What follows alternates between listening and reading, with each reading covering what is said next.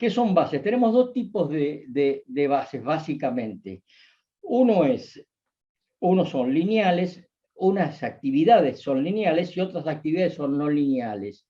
La lineal es la más común, la serie de etapas que se ejecutan. Se ejecutan las instrucciones, se hacen los cálculos matemáticos, accedemos a memoria, lo hacemos una por vez.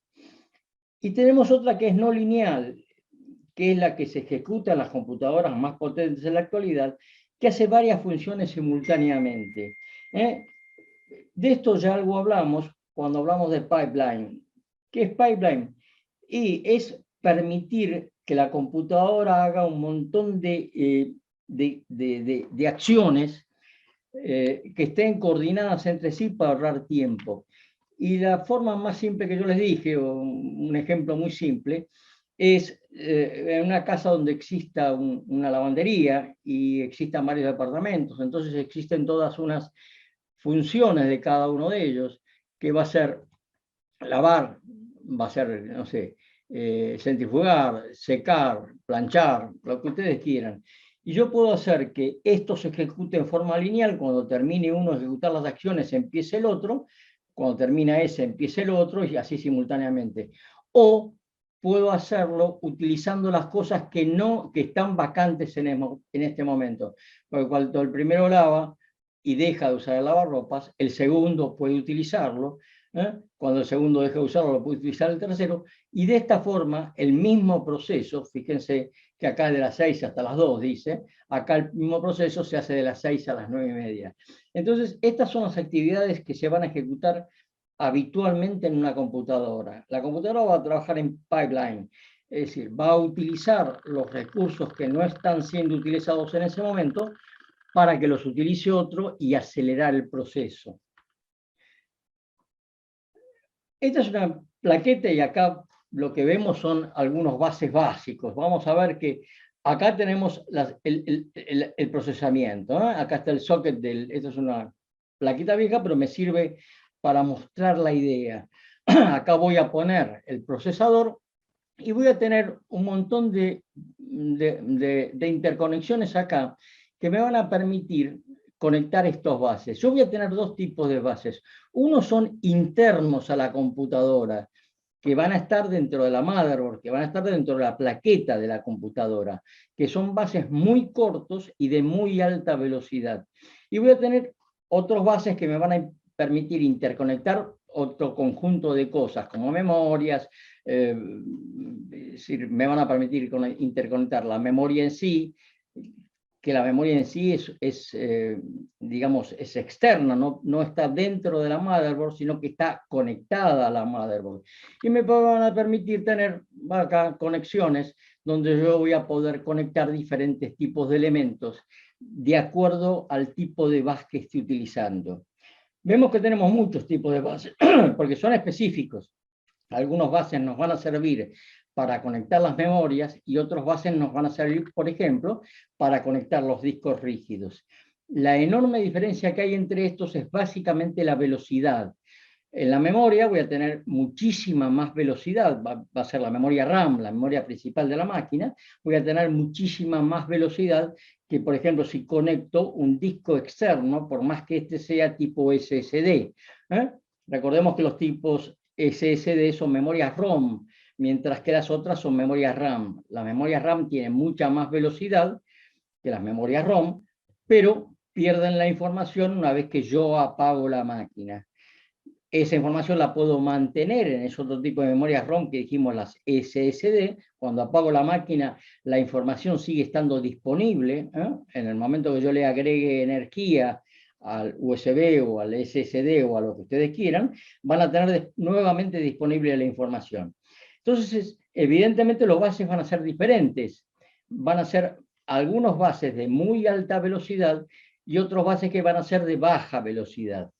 Acá tenemos otra plaqueta, en este momento es un dibujo. Fíjense que estas serían los slots donde yo voy a poner las memorias, y acá en diferentes tipos, PCI, SATA y demás, acá pondré los discos rígidos, acá tendré las salidas de tensión, de señal de video y lo que ustedes quieran, y acá voy a tener algunas salidas específicas que vamos a ver a continuación, bases específicos.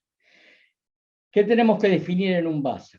El ancho del canal, que es la cantidad de bits que pueden ser transferidos simultáneamente.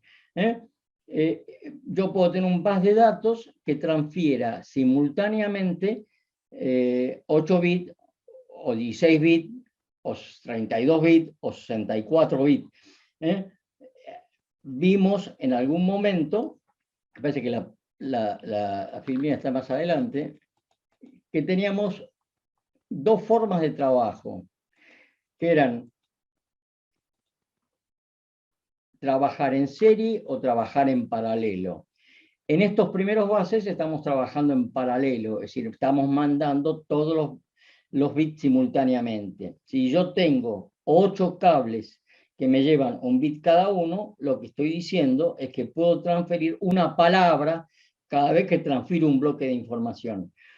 Si yo estoy transfiriendo un sistema serie, tengo que hablar de que necesito 8 etapas para mandar una palabra.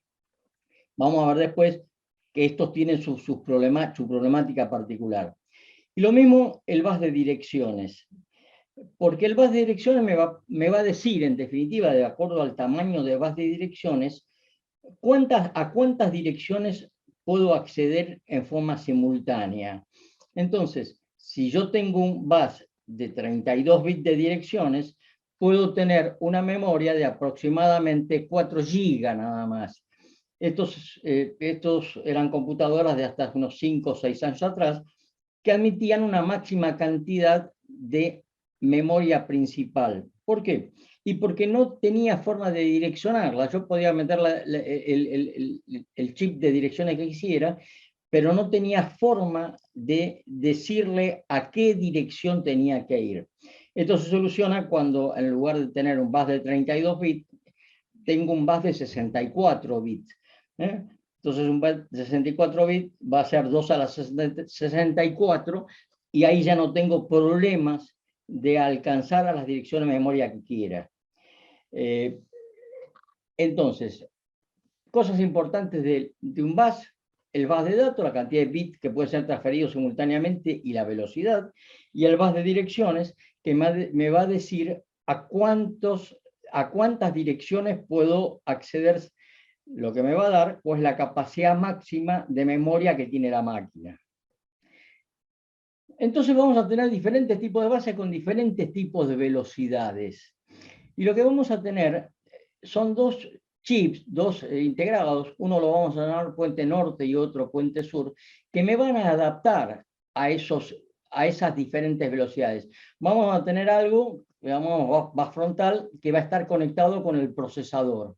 Y vamos a tener a través de este puente norte un adaptador para el bus que está conectado a la memoria, otro adaptador para el bus que está conectado a la plaqueta de video, y otro chip que va a tomar la información que venga de este y me va a conectar a bases más lentos todavía. Estos son bases mucho más rápidos, estos son bases mucho más lentos.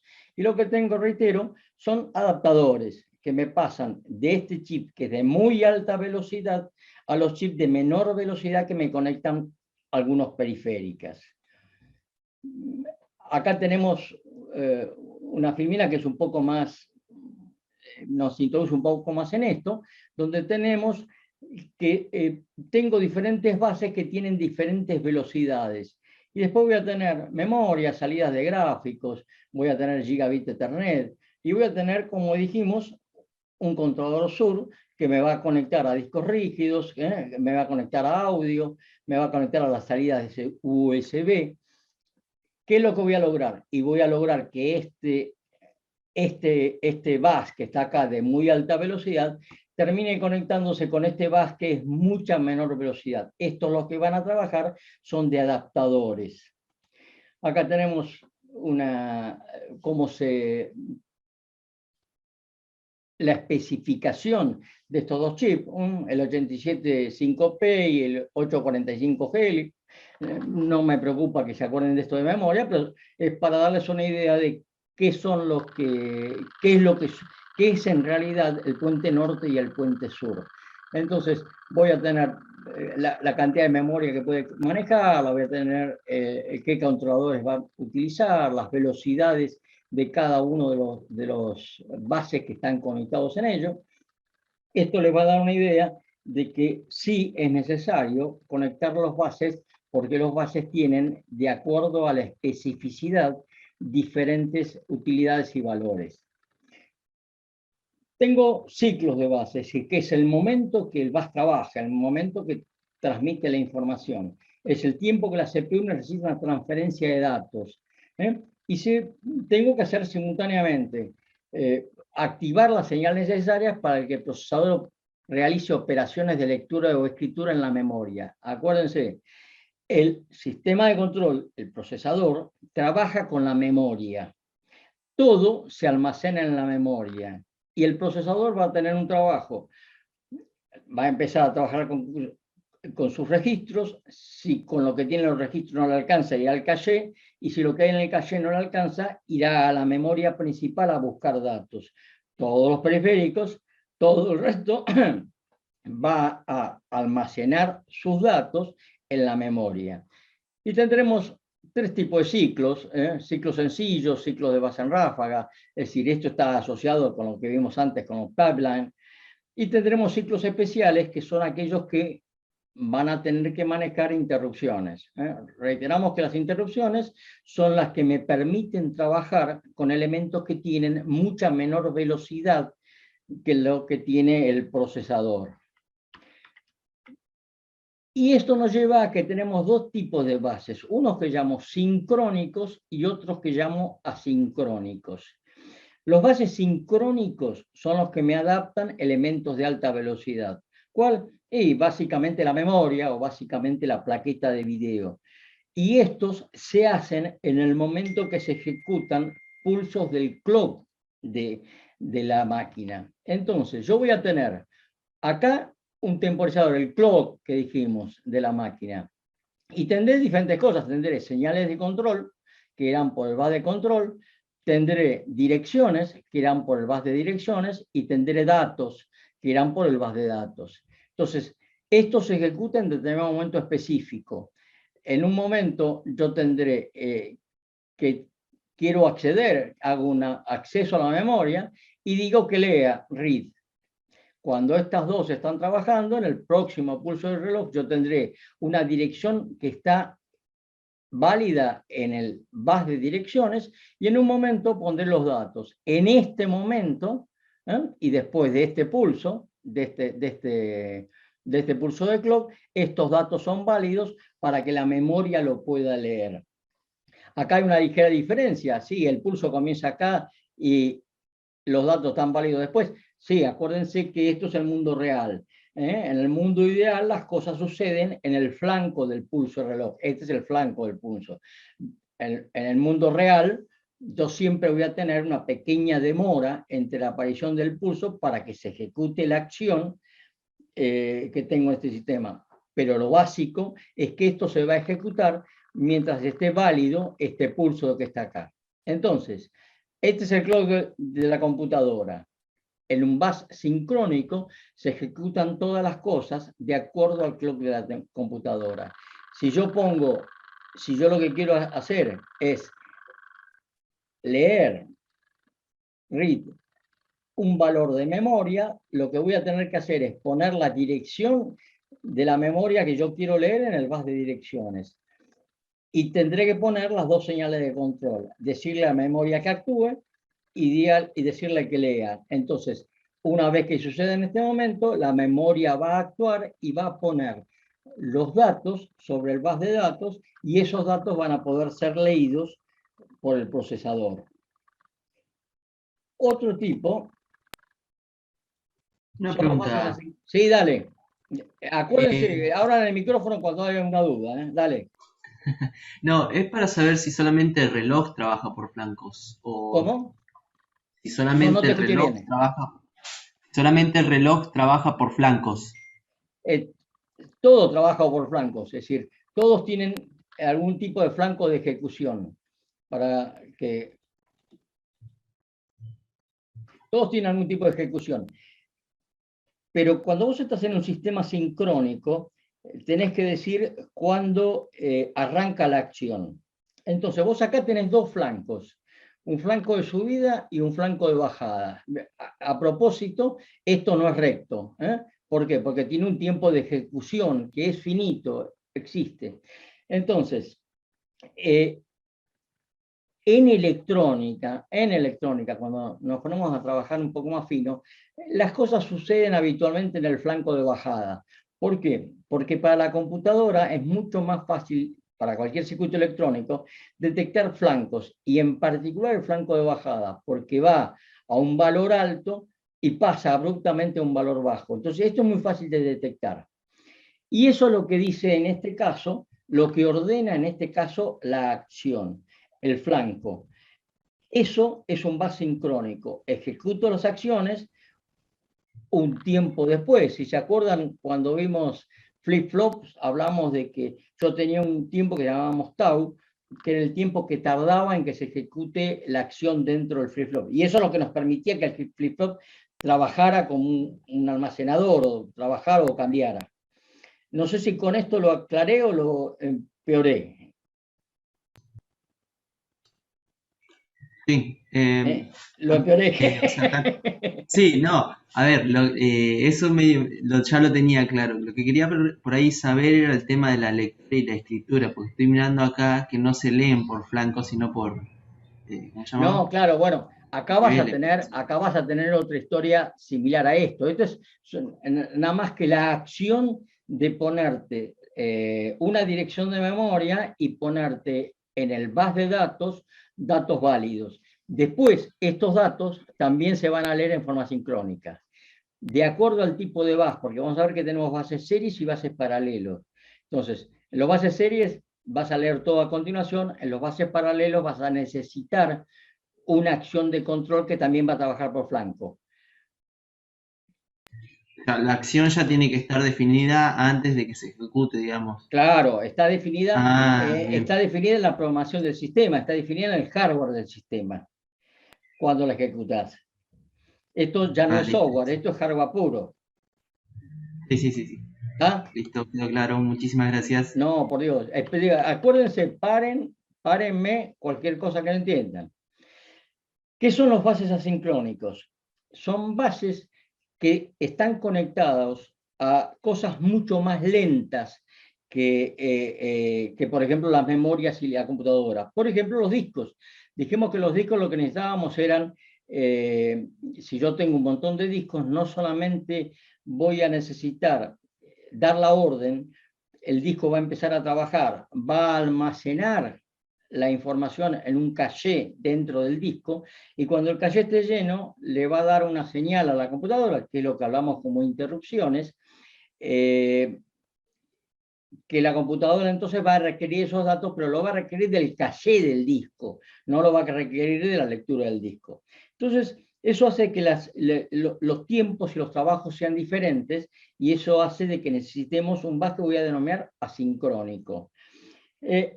Entonces, lo que voy a tener acá es una cosa diferente. Voy a tener señales de control. Voy a tener que pongo en el bus de direcciones la memoria que tengo que ser leída, la dirección de memoria a la cual tengo que leer. Y voy a tener una señal desde el periférico que me va a decir cuándo se ejecuta todo esto, y señales de control que me van a decir estoy listo. Es decir, entonces el periférico va a generar señales de control diciendo que tengo que leer de la memoria en este momento. Cuando en este momento se ejecute esta acción, el sincronismo maestro, esa es de la CPU, va a dar la orden. Hay un tiempo que tarda todo el hardware del sistema en acomodarse, en preparar su flip-flop, en preparar sus memorias, y en un determinado momento, que será este de acá, voy a tener todo válido, voy a tener que los datos están en el bus, tengo la dirección, lo leo, y cuando termina esto, las señales de control bajan y termina el proceso. La diferencia que tenemos, que acá lo que valida todo es esta señal, mientras que en el otro lo que validaba todo eran los flancos del clock. Esto se utiliza cuando estoy conectando periféricos mucho más lentos que no le pueden seguir el ritmo a la computadora. Entonces, necesito de esta forma poder generar señales leíbles. El problema está, otro de los problemas que tenemos con los buses, es que en los buses puedo tener muchas cosas conectadas, porque puedo tener varios discos. De hecho, uno puede tener 2, 3, 4 discos en serie. Entonces, lo que voy a hacer es arbitrajes. ¿Qué es un arbitraje? Y decirle a quién le corresponde transmitir la información. El más simple es cuando yo tengo todo conectado en serie. A esto, una palabreja que existe por ahí, se llama daisy chain.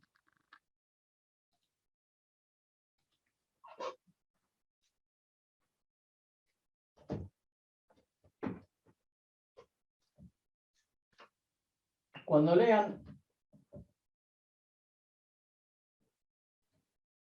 sí, perdón.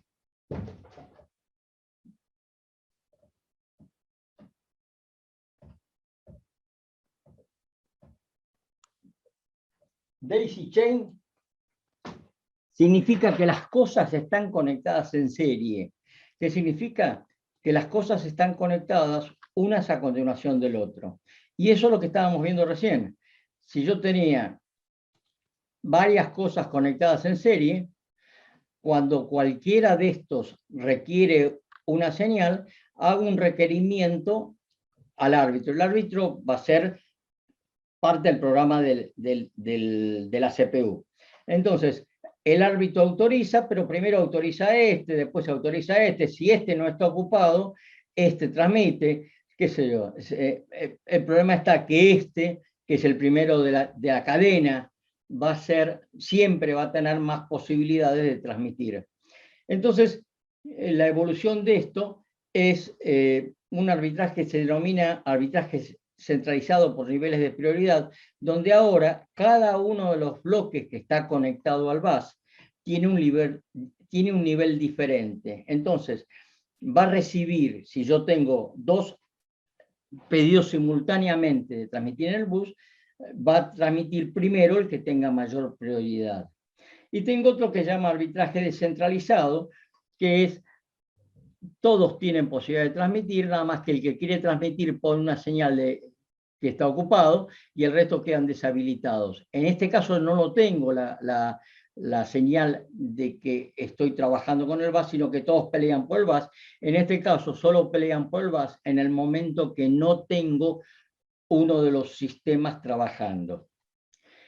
Estos arbitrajes, estas formas de conectarse con el sistema, como dijimos, están manejadas directamente por la CPU y por el programa que está utilizando la computadora. Y esto me permite conectar muchas cosas en serie, porque cuando vimos los discos, vimos que teníamos formas de conectar un montón de discos en paralelo, cada uno trabaja de forma diferente, lo que va a requerir es que el hardware que conecta esos discos tenga algún tipo de arbitraje para decir qué disco trabaja en cada momento.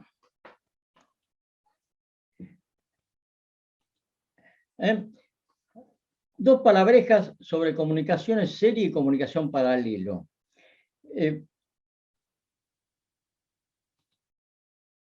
¿Qué es trabajar en serie y qué es trabajar en paralelo?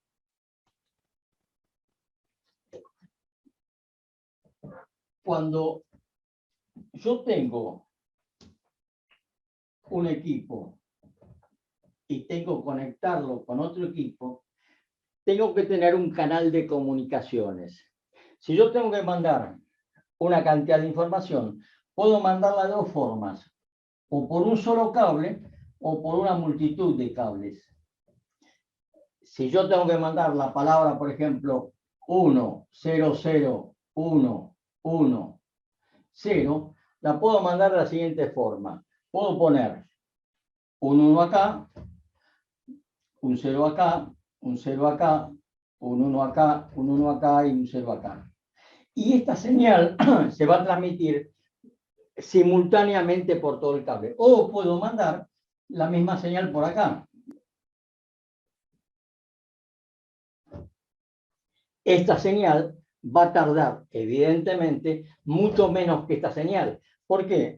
Porque esto va a estar, si yo pongo una señal de control, en forma simultánea y mucho más rápido. ¿Cuántas veces? 5 veces más rápido que en este caso. ¿Cuál es el problema? ¿Cuál es la diferencia? Es que los cables son todos diferentes. Los cables tienen atenuaciones y tienen distorsiones. Entonces, para que esto funcione bien, tengo que tener cables casi perfectos. Todas estas líneas tienen que ser iguales. ¿Por qué? Porque si no, es capaz que este punto está acá y esta señal ya llegó, esta señal viene por acá, cuando esta llegó acá y estaba por acá, qué sé yo. Yo tengo que asegurarme que en el momento que yo doy la señal de control, todas las señales estén presentes para ser leídas. Mientras que esto, si bien viene más lento, yo lo que voy a poder ver es que no tengo problemas en la calidad del cable, o no tengo tantos problemas. ¿Por qué? Porque la atenuación y la demora va a ejecutarse sobre todos los bits de forma simultánea, mientras que en estos tengo que cuidarme que cada información sea, cada cable sea exactamente igual al anterior. Lo cierto es que los bases más antiguos son bases paralelos, bases que iban en paralelo, pero eran bases más lentos, le daban tiempo a todas las señales a llegar, y aparte eran evidentemente más caros. Todos los bases modernos en general son bases en serie. La mejora en la transmisión de la información, la mejora en los cables, la mejora en todo, ha hecho que estos bases series actuales tengan una velocidad impensada hace unos pocos años atrás. Pero recordemos que la gran diferencia que tenemos comunicaciones serie o comunicaciones paralelo. Y las cosas que van a jorobarle al sistema son la atenuación y la distorsión. Y esto va a ser más grave cuanto mayor distancia tengamos. Entonces, en los bases series, la atenuación y la distorsión va a ser exactamente la misma para cada una de las señales, mientras que en los bases paralelos, la distorsión y la atenuación va a ser diferente para cada una de las señales que transmito. Cuando transmitimos o en base, el bus serie más largo que conozco es un bus serie que utilizaba IBM, que permitía colocar en paralelo hasta casi 50 metros, pero el costo de ese bus era inverosímil. Digamos que un cable de 50 metros que en este momento costaría $25.000, una cosa por el estilo. Reitero, la evolución en general de los bases externos se ha transformado en bases series, que es lo que vemos con el USB, con el cable que usamos normalmente. Los bases paralelos quedan para la plaqueta de la computadora, porque tienen muy poca distancia, entonces la atenuación y la distorsión que sufren las señales es prácticamente despreciable. Estos eran los bases de primera generación, de la época del arquero, no han visto nunca ninguna de estas, y da como idea que eran enormes plaquetas que trabajaban en paralelo. Fíjense la cantidad de conexiones que tenemos acá. Por cada uno de estos bloques se mandaba una palabra de muy baja velocidad y muy corta distancia. Yo no creo que lo hayan visto, pero las primeras, hoy cuando conectamos una impresora, la conectamos mediante un bus. El cable ese es el cable de datos, es un tipo de bus. Originalmente las computadoras las impresoras se conectaban por bases paralelos, las conexiones eran en paralelo. Después evolucionamos a conectar en serie mediante USB, que es lo actual, o por Wi-Fi, que también manda la información en serie. ¿Por qué? Porque fue una evolución del sistema. Los de la segunda generación, que sí los pueden ver, transmiten datos e instrucciones al mismo nivel. identifican la fuente o el destino de los datos, y el ancho del bus determina la máxima capacidad de direccionar memoria del sistema. Como dijimos antes, si yo estoy mandando un bus de 32 líneas, estoy pudiendo direccionar 2 a la 32 direcciones de memoria. Eso me va a limitar el sistema a 4 GB de RAM.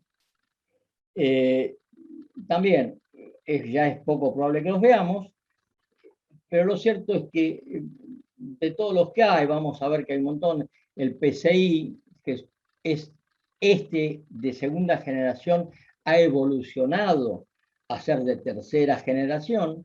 El SCSI, que es un bus que me permite interconectar discos, está básicamente diseñado para conectar discos.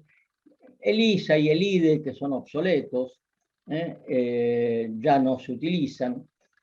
Y el ATA, que en la actualidad se llama SATA, que ha evolucionado en velocidad. Pasó de ser PATA, que es en paralelo, a SATA, que es en serie. Vamos a ver después unas figuras de estos.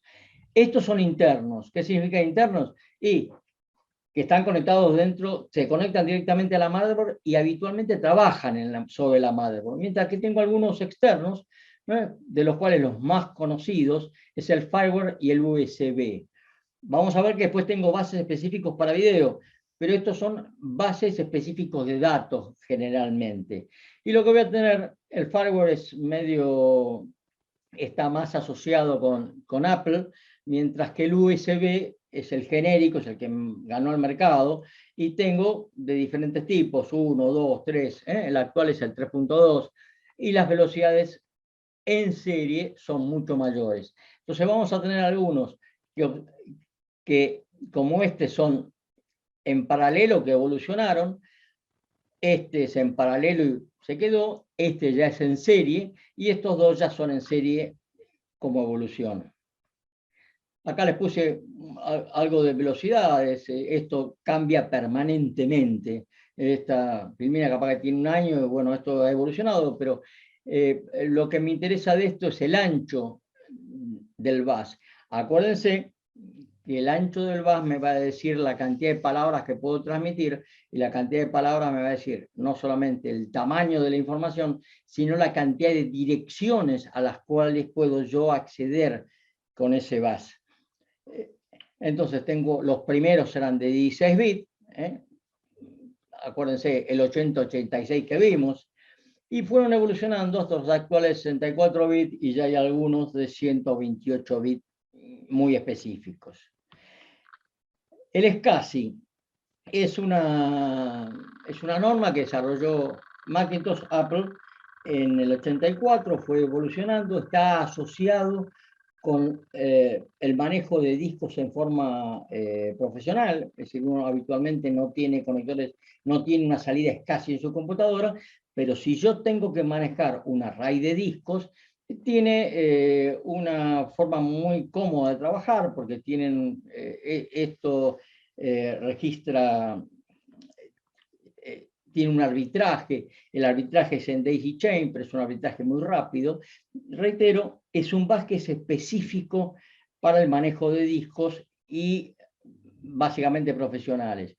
El único problema que vamos a encontrar es que tiene un montón de salidas diferentes, de acuerdo al tipo de SCSI que sea. La actual es esta. Lo menciono para saber de qué existe.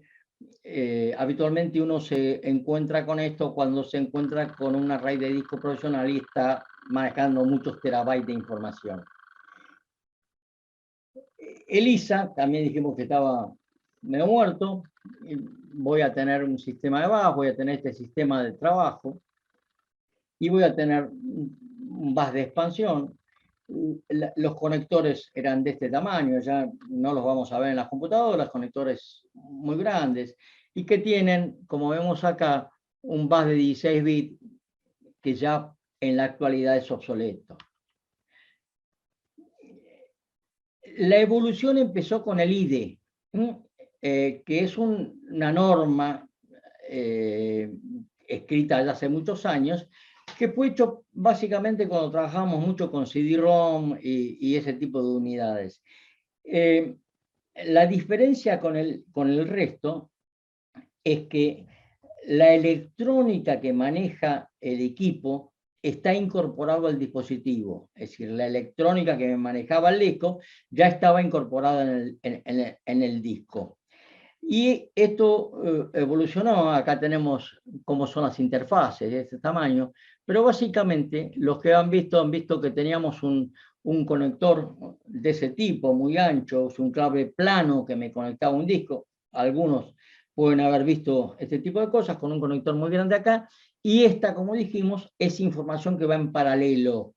Entonces las distancias son pocas, las velocidades son muy cuidadas para que no haya distorsiones o atenuaciones, pero eso, acá tenemos el conector que conectaba al disco, y como vemos, toda la información va en paralelo en todos estos cables. La evolución del PATA es en paralelo, es el SATA, que es este, que es el que probablemente tengan ustedes en su computadora. Esto pasamos de un bus paralelo a un bus serie. Y ahora todas las informaciones irán por un cable mandará todos los datos, otro cable mandará todas las direcciones, otro cable mandará todas las señales de control. Lógicamente tendré que tener una electrónica que sea capaz de tomar esos tres bloques diferentes, direcciones, datos y control, y ejecutarme al sistema. Pero estos son los bases que utilizamos en la actualidad. Vamos a ver que tenemos cuando se meten en el disco tenemos un montón de cables. Sí, la mayor cantidad de cables son los que llevan alimentación. Y voy a tener algunos que llevan datos y que están metidos dentro de estos cables. Voy a tener un montón de cables que me alimentan al equipo. Los equipos no son independientes, necesitan alimentación, y otros cables que me llevan datos. Pero ya dejamos de trabajar con los cables paralelos para aumentar la velocidad en serie. Esto es un disco convencional y es el conector que usamos habitualmente. Vamos a ver que acá tenemos los datos y acá vienen las señales de alimentación y algunas señales de control. También tenemos una evolución desde el SATA 1 hasta el SATA 3, que lo que hacen es aumentan la frecuencia. ¿Qué significa que aumentan la frecuencia? Significa que aumentan el ancho del bus. Y lo que es importante es decir la codificación. ¿Qué significa esto? Siempre que tengamos el sistema, siempre que tengamos, si yo tengo esta señal,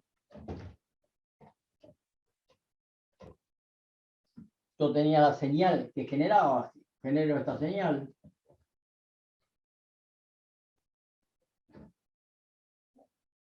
en la computadora que se genera, se llama fuente, y la computadora que lo recibe, que voy a llamarla sumidero, van a tener asociados, va a tener un clock asociado para generar esta señal. Pero que es el que recibe la información, va a tener un clock diferente, o puede tener un clock diferente. Entonces puede ser que genere esta señal, pero cuando lo lea acá, lea acá, lea acá. Entonces en lugar de tener 1, 0, 0, 1, 1, 0, voy a tener 0, 0, 0. ¿Qué es lo que voy a tener que hacer? Voy a tener que, junto con la señal, mandar la señal de sincronismo. Es decir, va a generar esta señal, pero también tendrá que generar una señal que me diga cuándo el sumidero debe leer o cómo debe leer. Entonces, hay dos formas de hacerlo. Una forma sería mandar un cable de sincronismo junto con el cable de datos, y otra, que es la que se utiliza habitualmente, que es codificar. ¿Qué es codificar? Bueno, es generar una señal que lleve los dos datos simultáneamente. Lleve el dato de cuál es la señal y cuándo debo leer la señal. El más simple, que van a ver en algún tiempo, se llama Manchester. Entonces yo en el Manchester lo que puedo hacer es lo siguiente, puedo decir, en lugar de mandarte esta señal, te voy a mandar otra señal que sea así.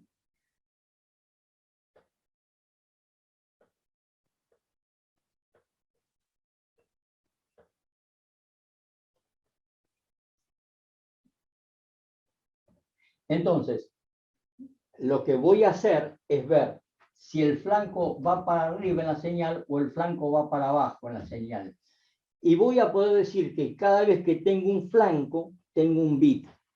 No voy a ahondar en esto, pero básicamente eso es codificar, es mandar simultáneamente la señal de datos y la señal de sincronismo. ¿Para qué? Para que por un cable serie yo pueda leer correctamente la información.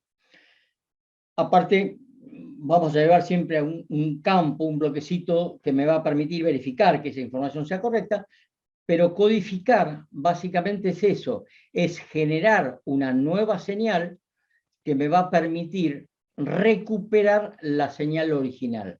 En este caso, la codificación que utiliza el SATA se llama 8B10B y lo que hace es, en lugar de palabras de 8 bits, genera palabras de 10 bits que son unívocas. No, eso queda para redes. Pero sepamos que por los cables paralelos yo tengo que mandar la señal de cuando leo. Por los cables series tengo que codificar la información de forma tal de que el que la lea, lea exactamente lo que yo le envié. Más cuando vean redes.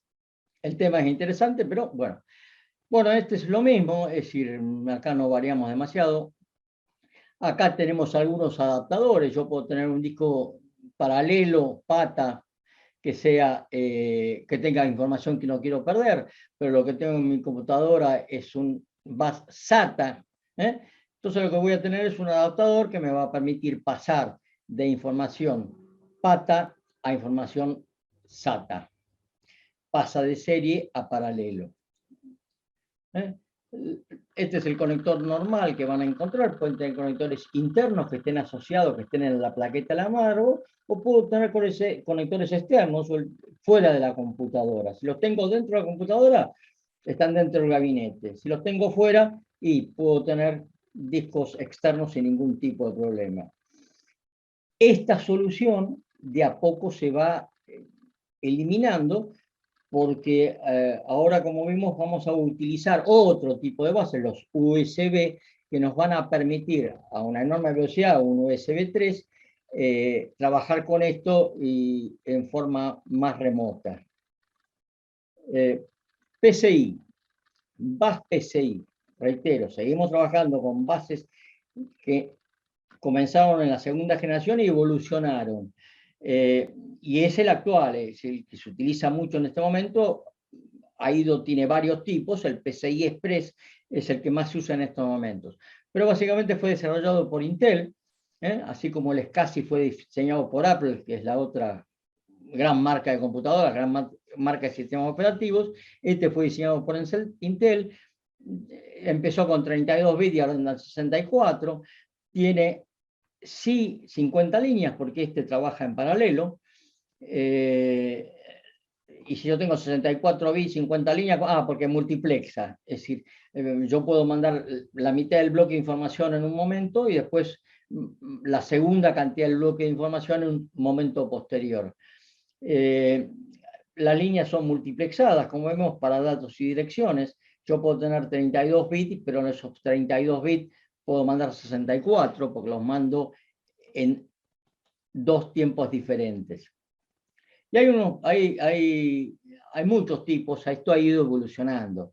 Entonces empezamos con el Carbus, que es el primer formato, y el que usamos actualmente, y es el más interesante, es el PCI Express, que es el de alta velocidad que trabajamos en este momento, que me permite transferencias de hasta 32 gigabits por segundo, que es un montón de velocidad.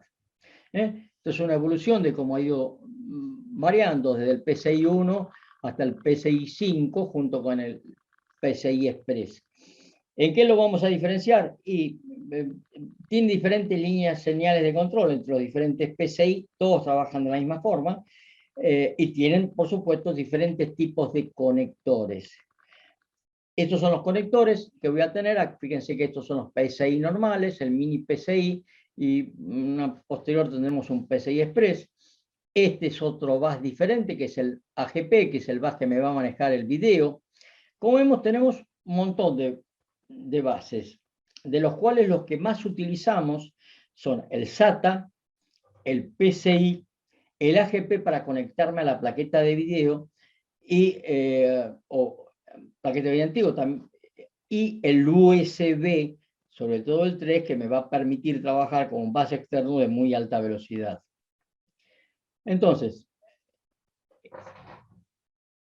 reitero, hago un poco más de hincapié en este bus, el PCI Express, porque me permite utilizar cosas externas, no solamente sobre la plaqueta, sino que me va a permitir conectar accesorios externos. ¿Cuáles son? Habitualmente son discos los que conecto afuera, porque necesito mucha velocidad de transferencia. No conecto con esto, no conecto ni teclado, ni mouse, ni nada por el estilo, porque los discos van a hacer las cosas que me generen gran cantidad de transferencia de datos. Los PCI Express también tienen diferentes versiones. Lo que varían es el ancho de banda y en la velocidad. El actual es el PCI Express de la 4ª generación. No nos preocupemos por que tengo tantas generaciones como hago. No, cuando ustedes compran una computadora y arman un equipo, ya cuando armo el equipo ya compro las cosas que son específicos para eso. Si yo compré una computadora cuyas salidas son PCI Express 3 y tendré discos que tienen conexión PCI Express 3, o plaqueta de video que tengan esa conexión. Habitualmente, la evolución de las computadoras es, cuando la computadora se me puso muy vieja, en general, puedo cambiarla un poco, pero en general, por razón de costos y de conseguir elementos, uno salta a la próxima generación de computadoras. Entonces, la próxima generación tendré un PCI 4. En los PCI tiene la ventaja de que si yo tengo una salida PCI 4, pero enchufo algo de PCI 3, es compatible. Entonces, eso no trabajará a 1969 megabits por segundo, sino que trabajará a 984. Es decir, hacia atrás son compatibles, lo que no son compatibles son hacia adelante. Si yo tengo un PCI 3, no puedo conectar nada de un PCI 4, pero si tengo un PCI 4, puedo conectar algo que tenga PCI 3 y todo el sistema va a trabajar a la velocidad del PCI 3. Estos son los conectores normales del 1.1, reitero, van evolucionando. Esta era la plaqueta habitual del PCI 1. Después van trabajando de acuerdo al sistema que sea, 4 y 6. Cada conector será un modelo de PCI diferente y tendré que enchufar ahí la plaqueta que corresponda a eso o que maneje ese. ¿Por qué? Porque si yo tengo una PCI 3, tiene conexiones de señales de control diferentes a la de PCI 4, entonces debo adaptarme. Estos son como son básicamente el PCI Express, ¿no? Y estas son lo que tengo en la plaqueta. Este es el conector y voy a tener que conectar esto. Fíjense que tengo unas ranuras acá que se van a clavar en estos cosas de acá, que me van a impedir que yo conecte en ese conector una cosa que no corresponda a eso. Si quiero conectar algo, tendré que poner un adaptador. Acá tenemos, por ejemplo, una placa de gamer, una placa para jugar para juego de video. Fíjense que, como hablamos alguna vez, esas placas generan un enorme calor, por lo cual tengo ventiladores que me bajan la temperatura del sistema, y lo que tengo, o esto termina en una PCI Express 3. Esta es la forma de conectarla, la forma normal, es la forma actual. Y lo que tengo es diferencias de velocidad. ¿Cuántas? Muchas. Yo puedo conectar un disco con un bus PCI o puedo conectar un disco con un bus SATA. Son dos discos diferentes, pero el disco puede tener salida PCI o puede tener salida SATA. Entonces, la ventaja del PCI Express es la velocidad. El tiempo de transferencia de la información es mucho menor en el PCI Express que en el SATA 3. Vamos a encontrar que el valor del disco SATA 3 es más barato, pero el PCI es más rápido y de acuerdo a mis necesidades yo tendré que elegir cuando armo una computadora uno u otro. Acá tenemos una transferencia de 30 bytes, un ejemplo de una transferencia de 30 bytes, fíjense que este lo hace en 25 microsegundos y este lo hace en 62, el SATA. Y el arranque de un juego, acá el ejemplo son dos juegos, Witcher 3 y Dark Souls 3, cómo arrancan y arranca más rápido en el PCI porque la transferencia de datos es mayor. Entonces, de acuerdo a la velocidad que ustedes quieran tener en sus discos, tendrán que optar por un disco que tenga conexiones a un bus PCI o discos que tengan conexión a un bus SATA. Existe otro bus que es específico para video, AGP, un puerto de aceleración de gráficos, es un puerto específico, es un bus específico que está diseñado para transmitir información que le va a servir al video, y también pertenece tengo un puerto sur y otro norte que me va a adaptar la información que venga a la CPU al que tenga que ir acá o al que tenga que ir a las memorias.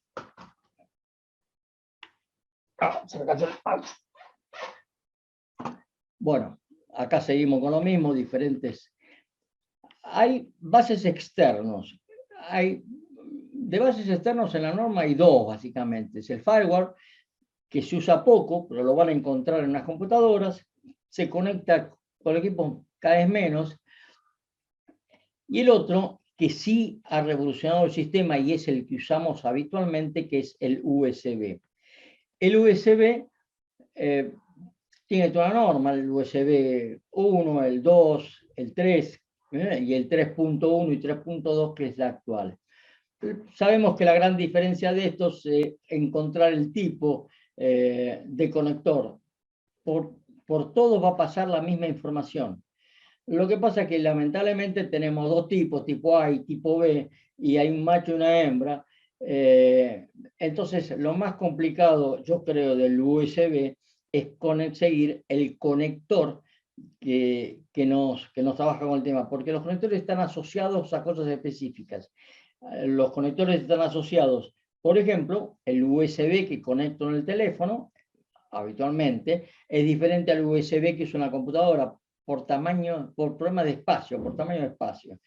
Básicamente, el que más utilizamos es este que está acá, el tipo A macho y el tipo A hembra. Y en estos, los USB 3 han hecho una verdadera revolución en todo esto porque tengo grandes distancias, las distancias máximas de un USB pueden llegar hasta 5 metros de distancia, si puedo tener a 5 metros de distancia el periférico.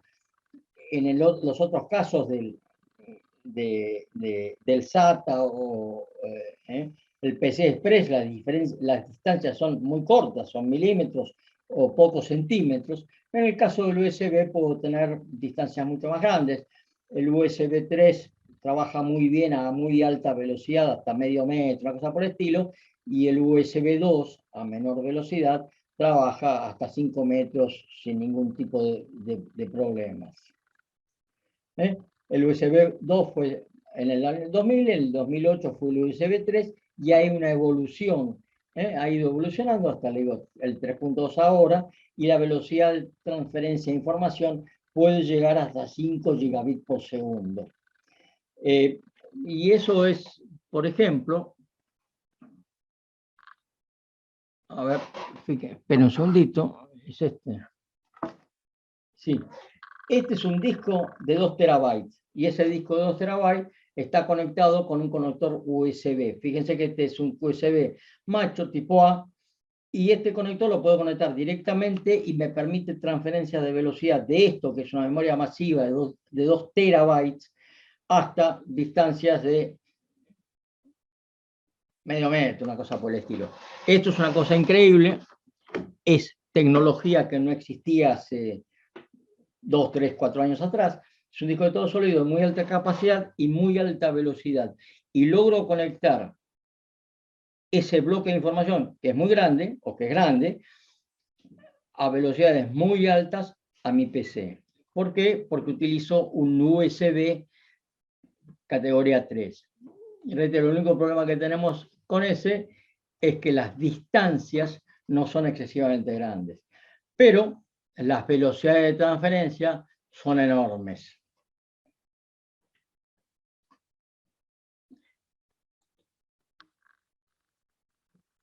Bueno, acá vemos las diferencias entre el firewall. Recuerdo, el firewall es muy específico, se utiliza en videocámaras básicamente, en equipos de alta resolución no es de uso común, mientras que el USB en este momento es de uso totalmente común.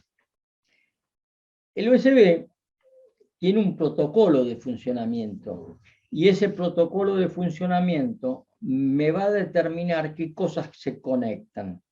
Fíjense que ustedes tienen que bajar información de una cámara de fotos o de un teléfono. Cuando ustedes conectan el teléfono, el protocolo del bus determina qué está conectado en la otra punta. Entonces yo cuando enchufo la memoria, hay un handshaking, hay un diálogo entre la computadora y el periférico a través del bus que determina qué está conectado y habitualmente me abre la aplicación que corresponda. Cuando yo enchufo el teléfono, habitualmente detecta que es un teléfono. Si yo enchufo una cámara, habitualmente detecta que es una cámara. Bueno, eso es parte del protocolo del bus, parte de la programación del sistema que está incluido, por eso es tan útil y se ha trabajado. Bases de video, también vamos a encontrar una gran cantidad. Básicamente, los que vamos a encontrar en este momento, o los más comunes, es el HDMI y el DisplayPort. Las computadoras actuales vienen con esto, porque tienen más que una cantidad de canales. Estos son multimedia, es decir, voy a poder mandar video y voy a poder mandar audio a través del bus, mientras que el DVI a veces puedo mandar audio, no siempre, y no puedo mandar nunca audio con el Super VGA. Una evolución de esto, bueno, no estamos en la facultad, pero los cañones que utilizábamos para dar clases originalmente eran todos Super VGA, ahora son todos DVI y ya vienen para los DisplayPort. Esto es lo más común que tenemos en sistemas. Este tiene, el HDMI tiene mayor resolución y permite la combinación de audio y video digital sin ningún tipo de problema. También, el problema a veces con esto es pegarle al conector adecuado. La terminal, tenemos tantos bases que tenemos un montón de conectores. En el caso de video, este suele ser el más común. Y como dijimos, el HDMI y el DisplayPort. A veces aparecen estos. Yo en otra computadora que tengo ese y hay que conseguir la interfaz. Reitero, de estos los que vamos a encontrar más comunes es el DVI, es el DisplayPort y el HDMI. Y eventualmente el VGA cuando trabajemos con menor calidad y no sea multimedia. El conector de DVI y los diferentes tipos, las versiones de HDMI que tenemos, las resoluciones dependen, es decir, depende del modelo de bus HDMI que estemos utilizando, tendremos una máxima resolución que puede transmitirse por el bus. Ojo, todo tiene que ver con todo.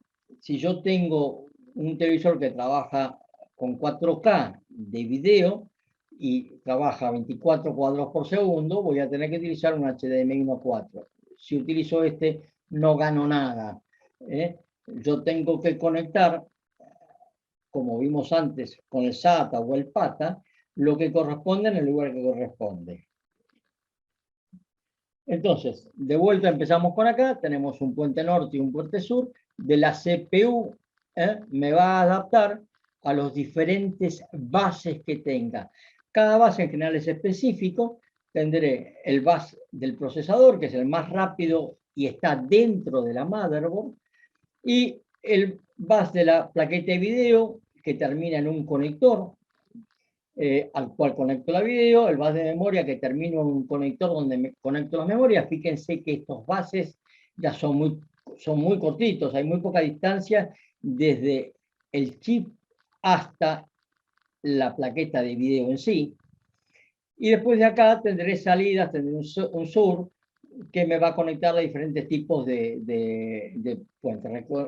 Reitero, el que más vamos a utilizar en este momento es este USB.